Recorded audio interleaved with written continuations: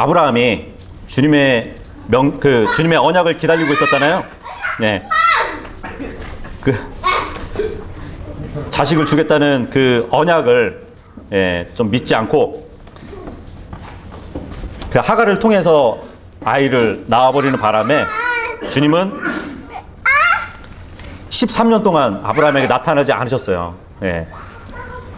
불신으로 인해서 결국은 이제 13년째 이스마엘을 낳고 13년째 이제 주님께서 나타나셔가지고 언약을 재확인해 주시는 그러한 모습을 우리가 봤습니다. 오늘은 9절부터 한번 쭉 보도록 할게요. 오늘은 이제 할례 표적에 대해서 이제 문맥이 쭉 이어지는데 그 할례 아시죠? 할례가 뭔지, 그죠? 그 하나님과 아브라함 사이에 있는 언약 중에 하나가 이제 아브라함이 행할 그 언약이 할례입니다. 그걸 염두에 두시고 쭉 보도록 할게요. 9절 읽어보도록 하겠습니다. 9절 17장 9절이요. 시작. 또 하나님께서 아브라함에게 이르시되 그러므로 너는 내 언약을 지킬지니 곧 너와 네 뒤를 이을 네 씨가 그의 대대로 지킬지니라. 하나님께서 이제 아브라함에게 뭘 지키라고 말씀하고 있습니다. 우리가 이제 쭉 보시면은 이제 할례에 대해서 말씀하실 것을 우리가 알고 있는데 하나님의 언약 하면은 굉장한 엄숙한 약속을 말씀하시는 거예요. 그래서 이 언약이라는 용어가 구약에서는 280회 이상 등장을 합니다. 기록이 되어 있어요. 그래서 중요한 단어거든요. 보통 이제 예전에 고대 근동 사회에서는 신과 인간의 언약을 체결하는 일이 없었어요. 그런 유래가 있을 수가 없었죠. 하지만 지금 아브라함과 하나님과의 언약을 지금 말씀하고 있는 것이에요. 그러니까 아브라함은 특별히 하나님과 언약을 맺은 자예요. 그렇게 보면. 그래서 하나님께서는 그 아브라함에게 지킬 언약이 하나 있다. 그렇게 말씀을 하시는데 하나님은 아브라함에게 지킬 언약이 뭐냐면 복을 주실 것과 그리고 큰 민족을 이루실 것과 그리고 그 큰 민족이 살아야 할 약속의 땅, 요 세 가지를 기본적으로 이제 언약으로 주셨거든요. 반면에 아브라함은 이제 하나님께 지킬 언약이 하나 있다는 것이에요. 10절 보시면은 10절 알 수 있죠. 읽어보도록 하겠습니다. 시작. 너희 가운데 모든 사내 아이는 할례를 받을지니 이것은 나와 너희와 네 뒤를 이을 네 씨 사이의 언약 곧 너희가 지킬 내 언약이니라.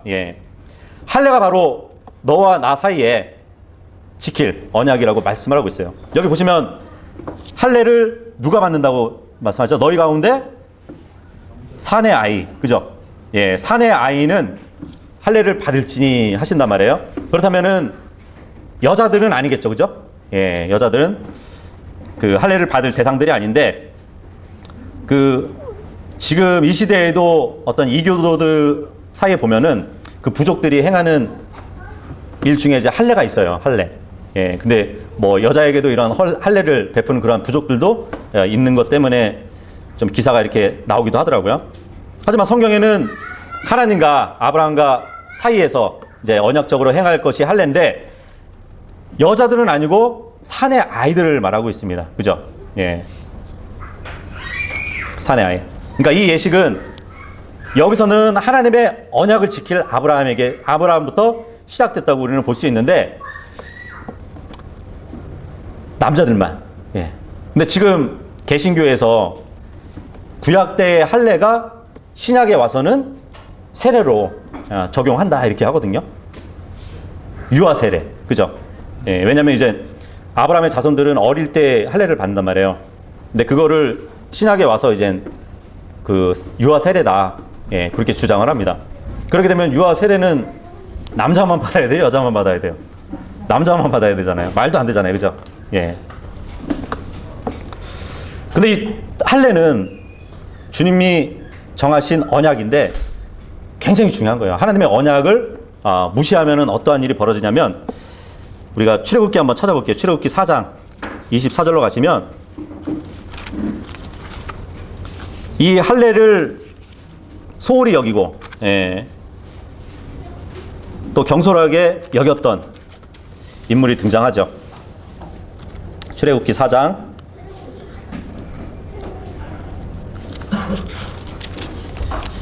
24절에 보면 갑자기 이런 말씀이 나오거든요. 주께서 길 옆 여간에서 그를 만나. 예, 모세예요, 모세. 예, 모세입니다. 그를 죽이려고 하시니, 뭔 일 때문에 지금 주님이 모세를 죽이려고 해요.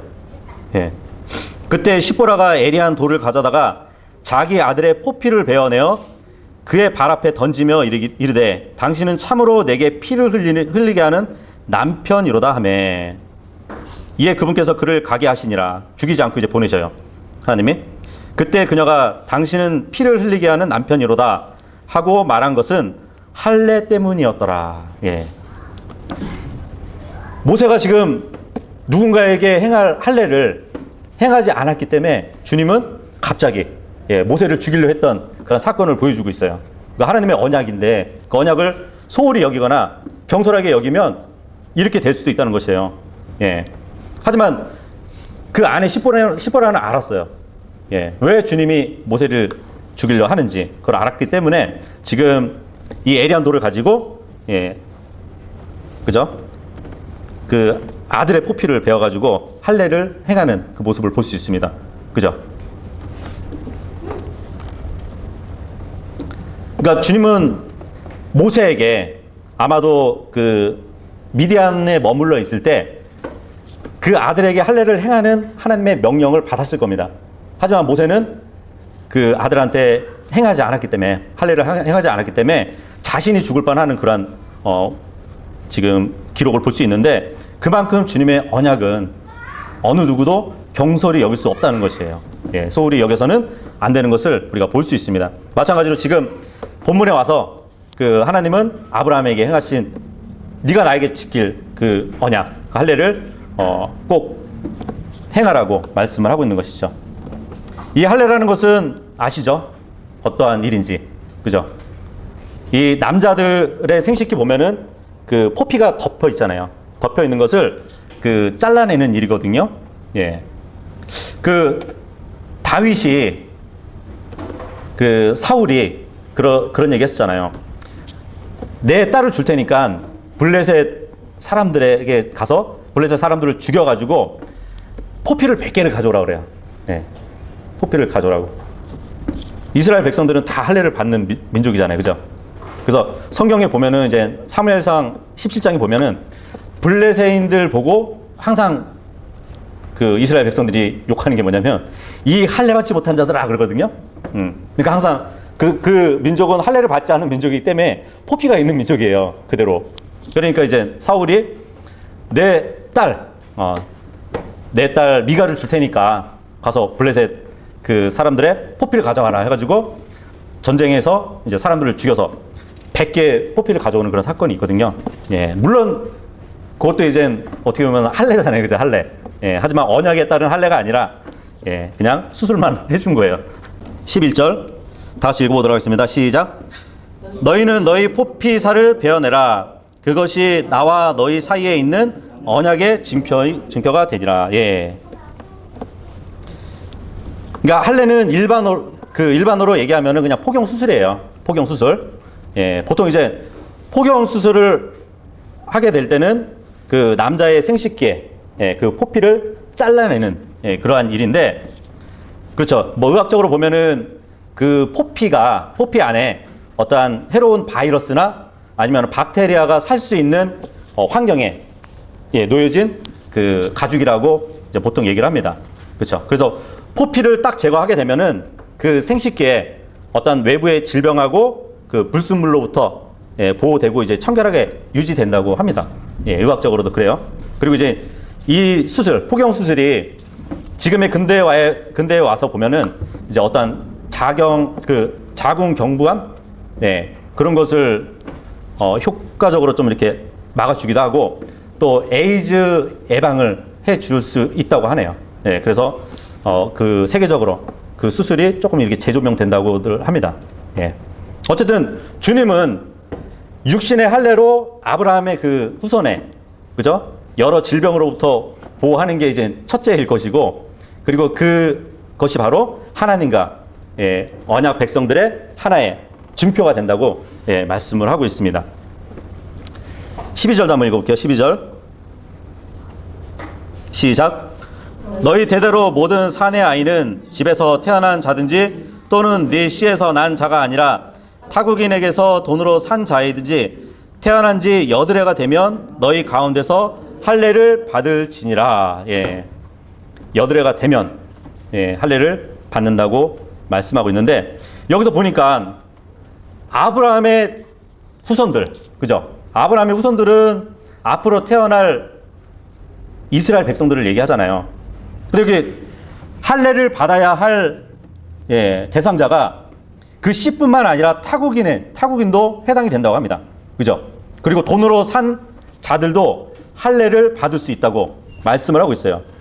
이것도 이제 모세 때에도 똑같이 주어진 말씀인데 출애굽기 12장 가시면은 알 수 있거든요. 출애굽기 12장 48절로 가시면 이스라엘 백성에게 유월절을 규정하시는 그 문맥입니다. 거기 보시면 12장 48절에 보시면 타국인과 너와 함께 체류하며 주께 유월절을 지키려 하거든 그의 모든 남자들이 할례를 받은 뒤에야 비로소 그가 가까이 와서 그것을 지킬지니라. 그는 그 땅에서 태어난 자같이 될지니 할례 받지 않는 자는 그것을 먹지 못할 것이니라. 본국에 태어난 자와 너희 가운데 체류하는 타국인에게 한 법을 적용할지니라 하셨으므로 이스라엘 모든 자손이 이같이 행하되 주께서 모세와 아론에게 명령하신 대로 그들이 그대로 행하였더라. 예. 지금의 교회 시대 보시면, 그죠? 지금의 하나님께서 다루시는 사람의 부류가 이방인가 유대인가, 그죠? 하나님의 교회잖아요. 네. 유대인들은 육신적으로 할례를 받았어요. 근데 이제 교회는 영적 할례를 받은 사람들이에요. 그래서 영적 할례를 받은 사람들은 어떻게 보면은 하나님의 독특한 민족들이라고 성경에 나와 있잖아요. 그죠? 예. 하지만 지금 본문에 타국인들이나 이제 종들, 그들도 할례를 받을 수 있다는 것은 어느 누구도 예수 그리스도를 믿으면 예, 영적 할례를 받고 하나님의 교회가 된다는 하나의 모형적인 그 말씀을 우리가 볼 수도 있습니다. 그렇게 보시면 되고, 이 할례를 행하는데 언제 행하라고 되어 있나요? 여드레가 되면, 그죠? 여드레가 되면 너희 가운데서 할례를 베풀라고 하잖아요. 8일이잖아요, 8일. 예. 성경에 8 하면은 새로운 시작을 말씀할 수도 있죠. 그죠? 일주일이 지나서 주의 첫날, 8일째에 예수님이 부활하셨잖아요. 그죠? 그리고 재창조를 말씀할 수도 있고, 어떠한 새로운 시작, 노아의 가족들도 8명이서 이제 구원받고, 새로운 언약을 받고, 그죠? 시작을 했던 그 모습을 봤죠. 예, 마찬가지로 이 8일째 되는 날에 너희 가운데서 할례를 받으라고 말씀을 하고 있습니다. 그래서 이 8은 굉장히 중요한 말씀이죠.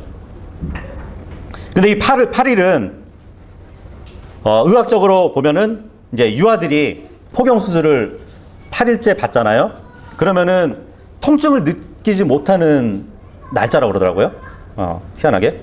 그리고 피가 굉장히 응고되는 시간이 빠른 때가 8일째래요. 예. 누가복음 1장 59절에 보면은 침례의 요한이 이제 8일째 할례를 받긴 하는데, 그냥 할례만 받는 것이 아니라 이 8일은 아이의 이름을 지어주는 날짜이기도 합니다.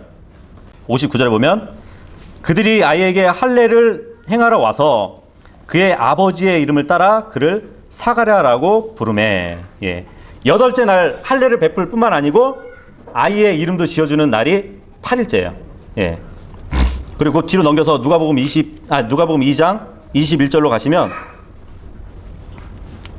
누가복음 2장 21절에 보면 여드레가 차서 8일이죠. 아이에게 할례를 행할 때, 이건 예수님이에요. 예수님 아이 때 8일째. 그들이 그의 이름을 예수라 하였는데 그것은 그분께서 태 속에서 수태하기 전에 천사가 그렇게 일러준 이름이더라. 예. 예수님도 육신적으로 태어났을 때 8일째 되는 날 할례만 받은 것이 아니라 그때 이름이 주어졌어요. 예. 그러니까 이 8일은 할례를 받기도 하고 또 아이의 이름이 주어지는 그 날짜라고 보시면 됩니다. 여기서 한번 퀴즈 한번 낼게요. 할례를 8일 날 해야 되잖아요. 근데 이것도 일이거든요. 근데 만약에 그 안식일이 겹쳐요. 이 할례를 행해야 될까요? 행하면 안 될까요? 행해야 돼요. 행해야 돼요? 네. 왜요? 나와 있어요. 나와 있어요? 그렇죠. 유대 지도자들이 예수님을 막 비방할 때 그러잖아요. 안식일 날 그렇게 막 병을 고쳐주고 그 일을 하면 어떡하냐고. 그때 예수님이 그 말을 하죠. 너희도 안식일 때 할례 안 하냐고. 예, 그 일을 하잖아요. 예. 그 할례도 일이지만 안식일에는 일하지 말라는 규정이 있지만 그럼에도 불구하고 안식일 날도 할례를 행할 수 있습니다. 좀 싱겁네요, 그죠? 빨리 맞춰버리니까.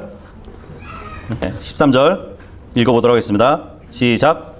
네 집에서 태어난 자와 네 돈으로 산 자는 반드시 할례를 받아야 하리니 그러면 내 언약이 너희 육체에 있어 영존하는 언약이 되리라. 네, 한 번 더 이제 말씀을 해주시네요, 그죠? 그러니까 꼭 해야 되는 것이죠. 근데 이 언약이 너희 육체에 있어 영원한 언약이라고 말씀을 하고 있어요. 네. 우리도 언약이 있죠. 우리도 언약이 있지만 이들은 육체에 있어서 영원한 언약이지만 우리는 예수 그리스도를 믿고 영적 할례를 받은 자들이에요. 이 영적 할례를 받은 자들은 육체에 있어서 영원한 언약이 아니라 영존하는 생명에 있어서 언약이에요. 우리는. 예, 그렇게 이제 유대인과 교회의 차이점을 우리가 볼 수 있습니다. 이 영적 할례, 그러니까 육적인 할례는 그 생식기를 덮고 있는, 그러니까 그 바이러스가 있고 또 어떤 박테리아가 생성할 수 있는 그런 여건을 이렇게 만들어주는 그 포피를 잘라내는 거잖아요, 그죠? 예, 마찬가지로 우리가 받은 영적 할례는 그 사도 바울이 그 말을 했잖아요. 우리 육신 안에는 뭐가 있다고요? 더러운 것밖에 없잖아요. 우리 육신에는 선한 것이 없다 그랬잖아요. 그래서 그 육신과 혼을 잘라주는 그 일이 바로 영적인 할례인 것이죠. 어쨌든 육적인 할례든 영적인 할례든 공통점이 뭔지 아세요? 육적인 할례를 행할 때 칼로 그 포피를 자르면은 뭐가 나와요? 피가 나오죠. 예, 마찬가지예요. 우리가 영적 할례를 받기 이전에는 예수님은 먼저 피를 흘리셨습니다. 예, 14절 읽겠습니다. 14절 시작. 포피살을 베어내지 아니하여 할례를 받지 않은 사내 아이 곧 그 혼은 자기 백성에게서 끊어지리니 그는 내 언약을 범하였기 때문이라 하시니라. 예, 그 백성에서 끊어질 정도로 굉장히 엄중한 언약이라는 것을 우리가 볼 수 있습니다. 그러니까 성경에 보면 율법을 통해서 보면은 자기 백성에서 끊어질 일이 몇 가지가 있어요. 예, 그게 뭐냐면 주님께 드릴 희생물을 누가 먹잖아요. 그러면은 자기 백성에서 끊어집니다. 예, 주님께 드릴 희생물을 누가 먹는다면 레위기 7장 20절에 나와 있고요. 그리고 레위기 7장 25절에 보면 주님께 드릴 희생물의 기름을 먹는 자, 예, 그 기름을 먹는 자도 자기 백성에서 끊어져 버려요. 예. 그리고 레위기 7장 27절, 그러니까 레위기 7장에 다 들어가 있는 거예요. 레위기 7장 27절에 보면 무슨 피를 먹는 자도 하나님의 그 민족에서 끊어져 버립니다. 그 백성에서. 네. 그리고 오늘 본문에 할례를 받지 않는 자도 그 백성에서 끊어진다고 말씀하고 있습니다. 여기서 백성에서 끊어진다는 말씀이 영어로 뭐죠?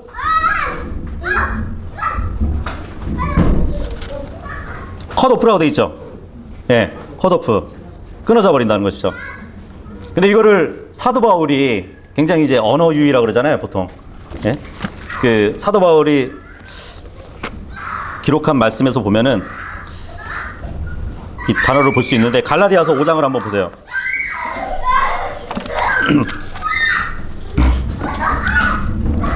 갈라디아서 5장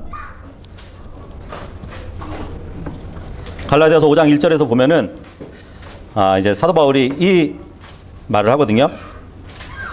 그리스도께서 해방의 자유로 우리를 자유롭게 하셨으니 그러므로 그 자유 안에 굳게 서고 다시 속박의 멍에에 얽매이지 마라. 예.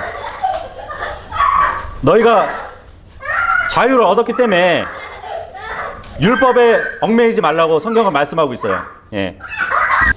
보라, 나 바울이 너에게 말하노니 너희가 만일 할례를 받으면 그리스도께서 너에게 아무 유익도 주지 못하느니라.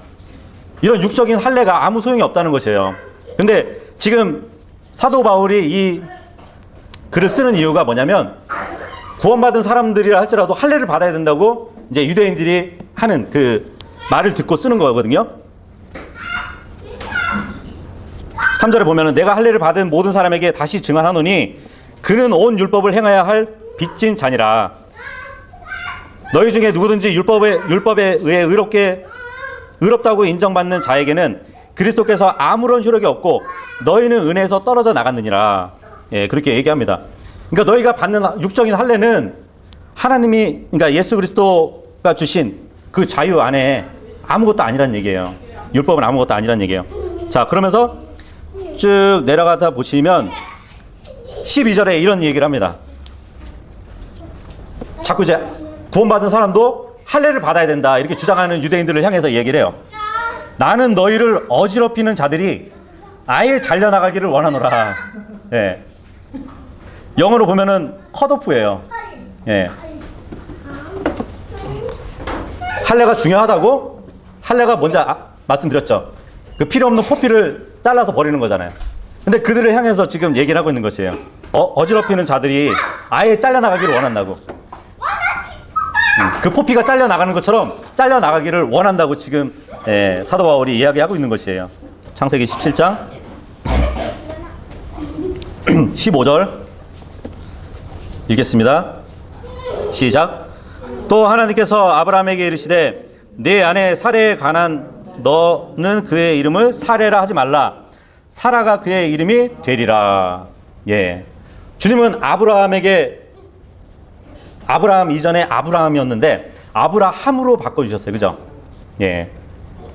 많은 민족의 아버지라는 뜻의 이름으로 바꿔주셨다는 것이죠. 마찬가지로 사라도 지금 개명해 주셨어요. 예. 요즘 개명하려면 돈 들잖아요. 예. 돈 안 받고 해주셨어요. 예. 그 사레라는 이름 뜻이 공주였거든요. 예. 근데 지금 사라 하면은 왕비가 된 거예요. 왕비. 그러니까 한층 더 성숙한 신분으로 바꿔주신 것이죠. 그죠? 국모가 된 거예요. 국모. 예. 16절 읽겠습니다. 16절 시작. 내가 그녀에게 복을 주어 그녀를 통해서도 내게 한 아들을 주리라. 참으로 내가 그녀에게 복을 주리니 그녀가 민족들의 어머니가 될 것이며 백성들의 왕들이 그녀에게서 나리라 하시니라. 네. 하나님과 아브라함과의 언약인데, 그죠? 그 언약의 결과가 이제 큰 민족들이란 말이에요. 많은 민족들. 근데 그 민족들이 그냥 생길까요? 아니죠. 그 안에 사례를 통해서 큰 민족들이 나오는 거잖아요. 예, 그렇기 때문에 물론 하나님과 아브라함과의 언약이지만 그 언약 안에는 그의 안에 사라도 기속되어 있다는 그 사실을 우리가 알아야 됩니다. 그 아담의 아내가 이브였잖아요. 그죠? 이브는 모든 산자의 어머니라고 되어 있습니다. 모든 인류의 어머니라면 사라는 이 민족들의 어머니가 되는 것이에요. 그렇게 또 비교를 할 수 있겠네요. 17절 읽어보도록 하겠습니다. 17절 시작. 그때 아브라함이 얼굴을 땅에 대고 엎드려 웃으며 마음속으로 이르되 100세인 사람에게 아이가 태어나리오 90세인 사라가 낳으려 하고. 네. 17절도 마저 읽어볼게요. 17절 18절 네, 시작. 아브라함이 하나님께 이르기를 이스마엘이나 주 앞에서 살기를 원하나이다 하매. 네. 여기서 17절 18절을 이거를 긍정적으로 보는 분들이 있고 또 이제 부정적으로 보는 분들이 있어요. 왜냐하면 믿지 않은 것은 사라지 아브라함은 믿었던 사람이다. 예. 그렇게 생각을 하는 것이에요. 예. 그래서 지금 17절에 보면 아브라함은 주님의 말씀에 대해서 불신하는 것이 아니라 얼굴을 땅에 대고 엎드린 가운데 마음속으로 주님께 감사드린 거라고. 그러니까 불신이 아닌 것이에요. 그러니까 아브라함이 100세 된 나에게 90세 된 아내 사이에서 정말 아들을 주신다고? 정말 아들을 주신다고?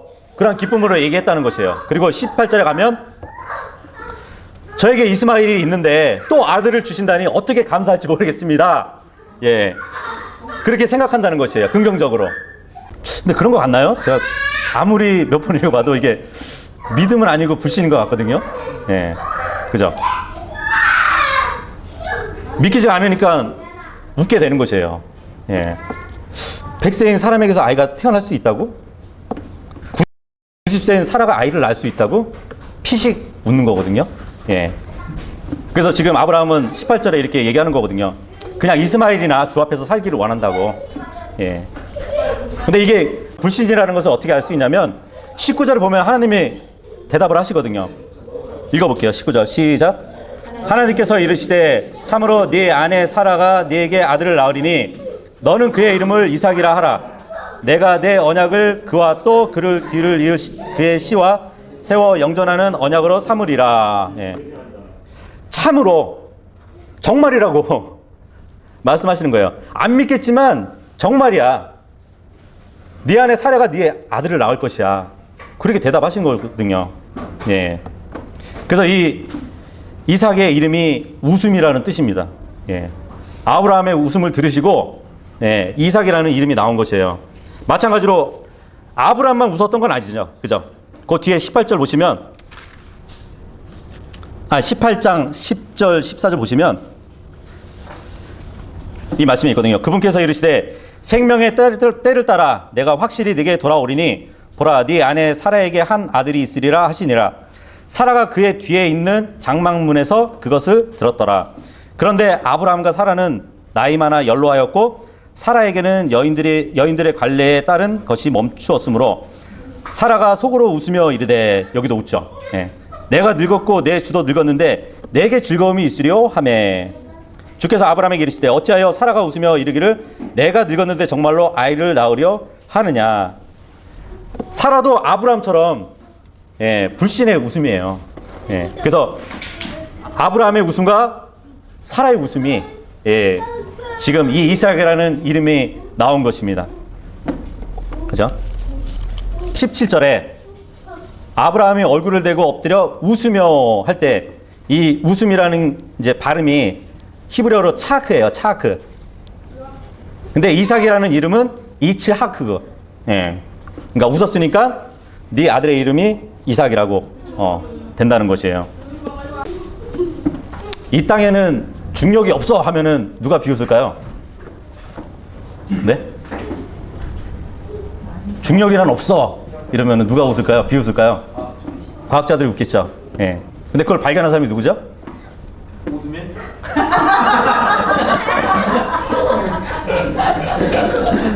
정답. 여기서 정답. 아이작 뉴턴이죠, 아이작. 예. 그 아이작이 이삭이에요. 네.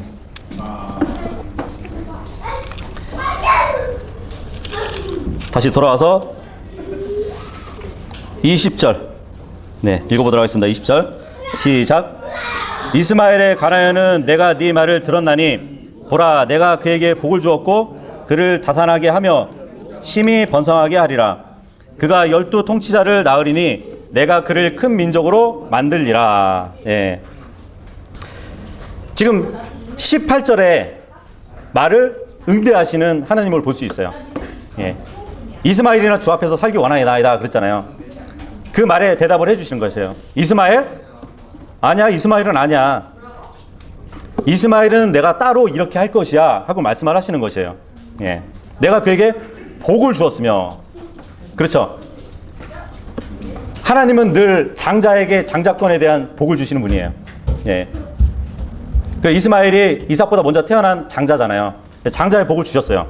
그리고 다산하게 하고 심히 번성하게 하리라. 이것은 우리가 살펴봤죠. 수르 광야에서 하갈이 주의 천사를 만났을 때 주의 천사가 하갈에게도 말씀하셨던 말이잖아요. 그가 12 통치자를 낳을 것이라고. 이 12 통치자는 창세기 25장 13절에서 16절에 기록되어 있으니까 그거는 보시면 됩니다. 찾아서. 21절입니다. 읽어볼게요. 시작. 그러나 내 언약은 내가 내년에 이 정해진 때에 사라가 내게 낳을 이삭과 세우리라 하시니라. 내년에 이 정한 때에 아들이 생길 걸 말씀을 하시는 것이죠. 이맘때에 다시 오신다는 말씀인데, 그러면은 한 10개월 기간을 두고 사라를 임신시키시겠죠. 그죠?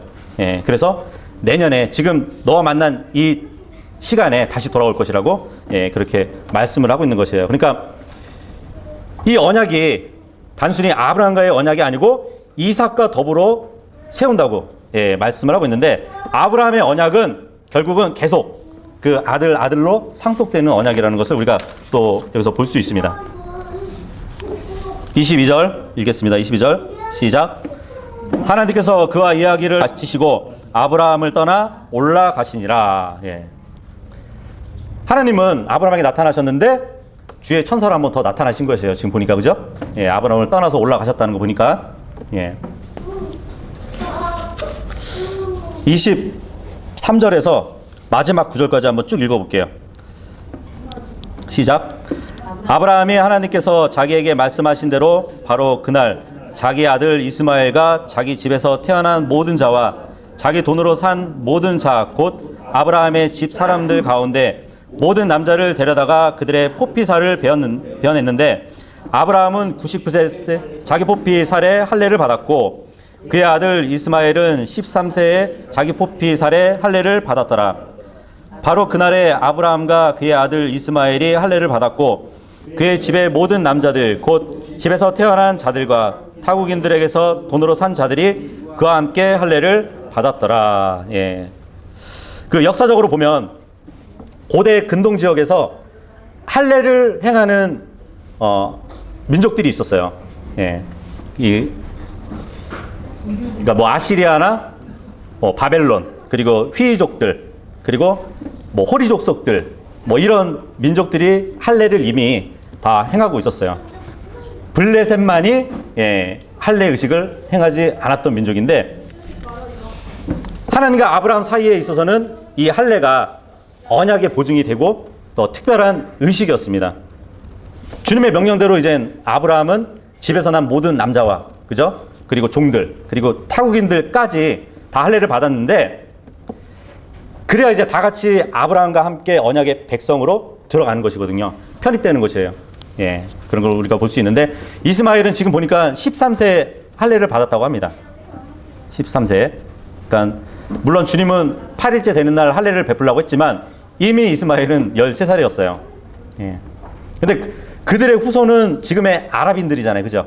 그 아랍인들은 그 이스마엘이 13살 때 할례를 받아가지고 이 아랍인들은 사춘기의 의식으로 할례를 베풀어요. 몇 살 때 베푸냐면 13살 때. 자기 조상에 따라서. 근데 이제 신약에 와서는 예수님 안에서는 어떤 할례자나 무할례자가 없다고, 아무 효력이 없다고 말씀하고 있죠. 오직 사랑으로 행하는 그 믿음과 그러한 새로운 창조만이 효력이 있다고 성경은 말씀하고 있습니다. 그래서 우리가 이제 17장을 살펴봤는데, 이 17장을 쭉 보시면은 주님이 7번 내가 하리라 이런 말씀을 하십니다. 언약에 대해서 내가 하리라는 말씀을 7번 하세요. 그래서 성경에서 맹세라는 히브리어 단어가 있거든요. 맹세. 그 맹세의 의미가 뭐냐면 7으로 행하신다는 말씀이에요. 7으로 행하신다. 그래서 결국은 이 언약을 주님께서 행하신다는 것이죠. 그러니까 주님께서 맺으신 그 언약을 그분께서 스스로 맹세하시고 책임지시고 또 이루실 것을 이 아브라함에게 확언하시는 그 내용을 우리가 본 것이에요. 그러한 신실하신 주님은 자신의 피로 새 언약을 체결하셨습니다. 그죠? 그 새 언약 안에는 우리가 들어가 있어요. 근데 그 언약이 그냥 세워진 것이 아니라 피로 세운 새 언약이라고 성경은 말씀하고 있어요. 그죠? 그래서 그 언약 가운데 우리가 있고 그분의 혼인 서약, 예, 그죠? 맹세. 그 혼인 서약인 맹세로 우리는 그분의 영원한 신부가 됐습니다. 예, 그 신랑 대신 예수 그리스도를 정말 부끄럽지 않은 가운데 맞이할 수 있는 우리가 되기를 바라겠습니다. 예.